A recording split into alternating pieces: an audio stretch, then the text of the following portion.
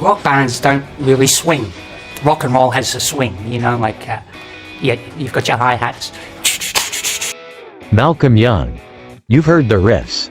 You've felt the thunder, but do you know the story? He wasn't just the rhythm guitarist of AC/DC, he was the rhythm. The architect of a sound so raw and electrifying, it shook the foundations of rock and roll itself.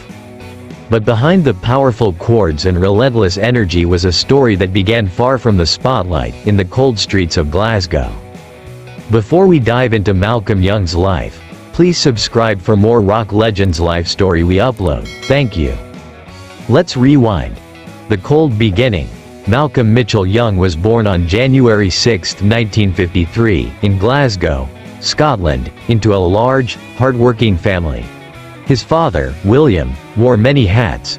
He worked at a rope factory, operated machines, and even served as a flight engine mechanic in World War II.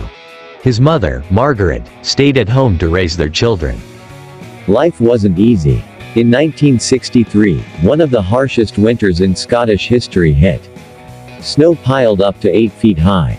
That same year, a chance for a better life arrived, in the form of a government-sponsored immigration ad offering Scottish families the opportunity to move to Australia. The Young family took it. 15 of them packed their lives into suitcases and left behind everything they knew, bound for the warmth and promise of Australia. Malcolm was just 10. Their first stop was the Villawood Migrant Hostel, living in cramped Nissen huts, metal shelters with little privacy or comfort. But the tough living conditions didn't break their spirit. They had each other, and soon, they had music. George, one of Malcolm's older brothers, formed a bond with fellow migrant and music lover Harry Vanda. That friendship would spark the creation of the Easybeats, Australia's first major rock export, and eventually lay the groundwork for the Young family's music legacy. After moving into a modest home in Burwood, the sound of guitars echoed from their walls. Guitars leaned in corners, chords rang out into the evening air, and dreams of rock and roll became part of everyday life. George taught Malcolm, who in turn passed it to Angus. In the Young household, music wasn't a hobby, it was tradition. The road to AC/DC before AC/DC roared to life. Malcolm took part in several musical experiments. One early project was the Marcus Hook Roll Band, led by George and Harry Vanda. The band released an album titled Tales of Old Grandaddy. Though not a commercial success, it became a cult favorite for one reason. It was the first time Malcolm and Angus recorded together. Malcolm also played guitar on Evie, an 11-minute epic by Stevie Wright, a former Easybeats frontman. Malcolm's fiery guitar solo in Part 1 was an early glimpse of his power. In 1973, Malcolm and Angus decided it was time to build something of their own, something loud, bold, and electric. They brought in a lineup that included Colin Burgess on drums and Dave Evans on vocals. The band needed a name. That name came from their sister Margaret's sewing machine, AC/DC. Alternating current, direct current. It sounded powerful. Energetic. Perfect. AC/DC was born. Their debut single, Can I Sit Next to You Girl, came out strong. But it was when Bon Scott stepped in as lead singer that AC/DC began its legendary run. By 1975, the band had moved to Melbourne. Malcolm's rhythm guitar laid a powerful foundation under Angus' screaming solos. Together, they created a sound that was raw, aggressive, and impossible to ignore. In 1977, AC/DC toured with Black Sabbath in Europe. The energy was contagious. Audiences couldn't get enough. Then came the era-defining albums, High Voltage, Highway to Hell, Back in Black.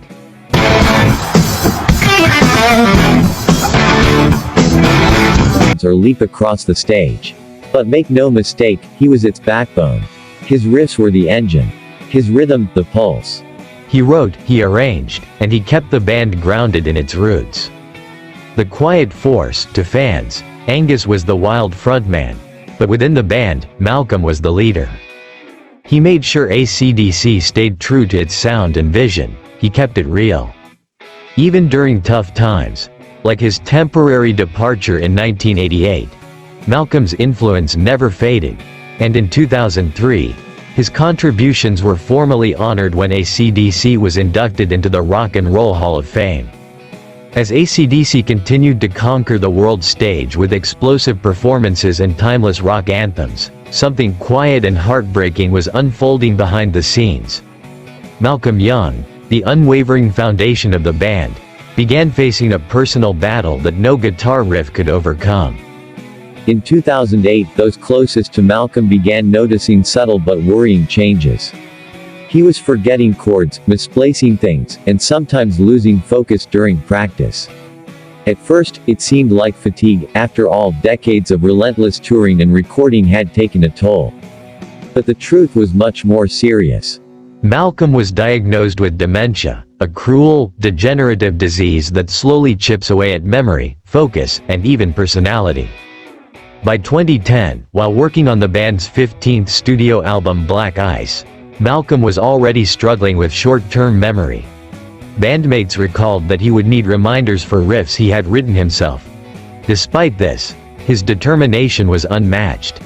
He continued to show up, to play, to lead, not out of obligation, but out of pure love for the music. It was the only language that still made perfect sense to him. But by 2014, the disease had progressed to a point where it was impossible for Malcolm to continue. He officially retired from the band that year, and his nephew, Stevie Young, who had filled in for Malcolm during the 1988 tour, was chosen to carry on the rhythm guitar duties. It was a fitting torch passing, as Stevie had grown up learning directly from Malcolm and understood the heart and soul of AC/DC's sound. Malcolm was admitted to a full-time care facility in Sydney, where he could receive round-the-clock support.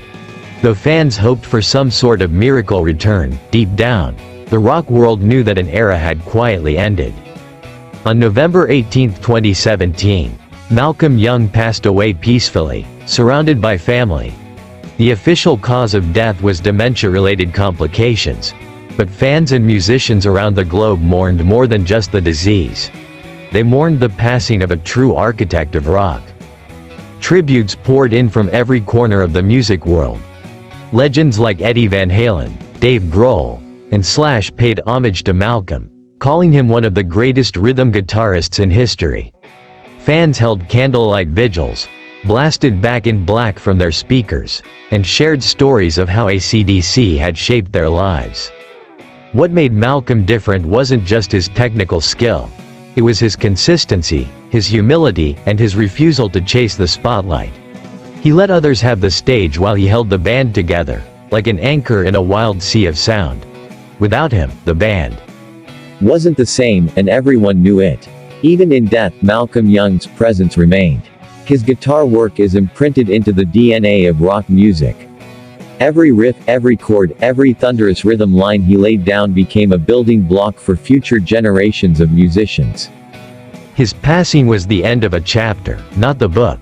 And as long as AC/DC songs are played, whether in stadiums, on vinyl, or through a teenager's headphones, Malcolm's rhythm still lives on.